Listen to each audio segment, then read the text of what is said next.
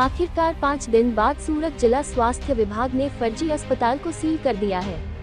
इसके साथ ही स्वास्थ्य विभाग ने अस्पताल के बाहर नोटिस लगाकर प्रशासक से 7 दिन के अंदर संबंधित दस्तावेज और सारी जानकारी जमा करने को कहा है। ये फर्जी अस्पताल 2 फर्जी डॉक्टरों और शराब रैकेट में शामिल एक डॉक्टर के भरोसे एक फर्जी डॉक्टर के नाम पर शुरू किया गया था। इसमें पहले महालक्ष्मी थिएटर था, जो 2011 में बंद हो गया।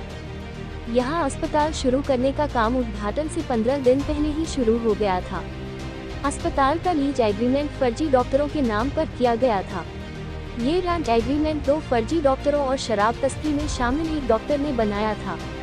फर्जी डॉक्टर बबलू रामाशय शुक्ला, राजाराम दुबे और डॉक्टर G.P. मिश्रा के कारनामे से लोग इसलिए भी हैरान हैं क्योंकि 2 फर्जी डॉक्टरों को पहले ही गिरफ्तार किया जा चुका है, लेकिन वे क्लिनिक छोड़कर अस्पताल शुरू करने वाले थे। इन लोगों ने सितंबर में लीज एग्रीमेंट पर हस्ताक्षर किए। ताज़ा खबर देखने के लिए देखते रहे स्टार न्यूज नेटवर्क। जय हिंद।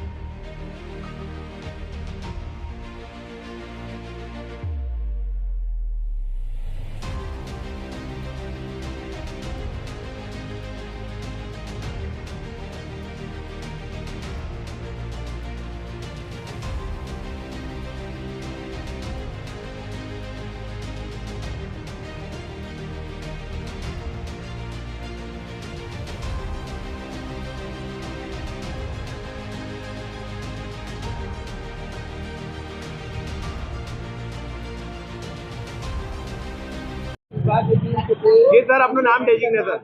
હું doctor Anil Patel, chief district health officer તેમજ ડિસ્ટ્રિક્ટ રજિસ્ટ્રિંગ ઓફિસર ઓથોરિટી હોસ્પિટલની બપોરે મુલાકાત કરવામાં આવી હતી, પણ જે એમનું જે પરમિશન, જે આપણો એક્ટ છે ક્લિનિકલ એસ્ટાબ્લિશમેન્ટ એક્ટ હેઠળ કોઈ પરમિશન લેવામાં આવી નથી, તેમજ લેખિતમાં પણ કોઈ જાણકારી આપવામાં આવી નથી અને ફાયર એનઓસી અને બાયોમેડિકલ વેસ્ટના પ્રમાણપત્રો એનઓસી લેવાનું થાય છે તે પણ અહીંયા ઉપલબ્ધ નથી। એટલે પ્રથમ જે અવલોકન છે એ પ્રમાણે એમની પાસે પૂરતા એનઓસી નથી। એટલા માટે આ અત્યારે અમારી કમિટી દ્વારા, અમારી આરોગ્યની ટીમ દ્વારા હોસ્પિટલને આરોગ્ય વિભાગ તરફથી સીલ કરવામાં આવી છે અને નોટિસ પાઠવવામાં આવી છે।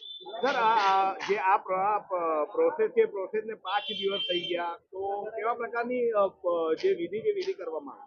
પ્રથમ દિવસે પણ અમારી ટીમ પોલીસ વિભાગ સાથે ઉપલબ્ધ હતી અને પ્રાઇમરી ઇન્ફોર્મેશન અમે મળી ગઈ હતી અને અત્યારે આજે બપોરે અમે જે આવ્યા છીએ બધું અવલોકન કર્યા પછી અત્યારે જે એમાં જે એક્ટ છે એમાં ભંગ થયેલો એવું જણાય છે, એટલા માટે અત્યારે સીલ કરી રહ્યા છે અને એમને જે પણ પ્રમાણપત્રો રજૂ કરવાના થાય છે એક્ટ મુજબ તે રજૂ કરવા માટે આવતા ગુરુવારે એમને મારી ઓફિસમાં બોલાવ્યા છે।